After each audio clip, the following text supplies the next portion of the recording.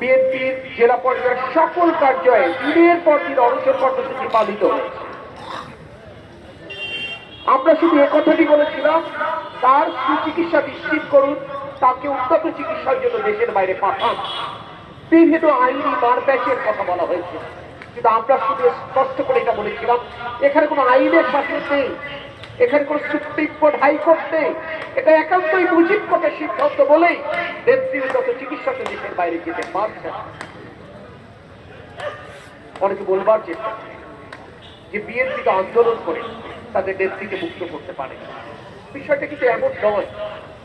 কারণ এ কথাটা স্পষ্টভাবে আমরা বলেছি এবং এটি সত্য, সত্যতে সত্য যে ম্যাডাম খালেদা জিয়ার মুক্তি এবং গণতন্ত্রের মুক্তি এক সূত্রে গাঁথা ছিল, একটি ছাড়া আরেকটি হবে না। ম্যাডাম খালেদা জিয়াকে আপনি অন্তরীণ রেখে, অবরুদ্ধ রেখে গণতন্ত্রকে মুক্ত করতে পারবেন না।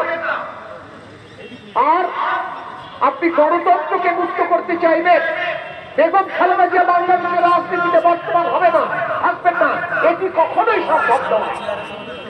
সে কারণে ছাত্র জনতার গণঅভ্যুত্থানের মাধ্যমে যখন 5ই আগস্টে পট পরিবর্তনের পরেই কিন্তু ম্যাডাম খালেদা জিয়া মুক্তি লাভ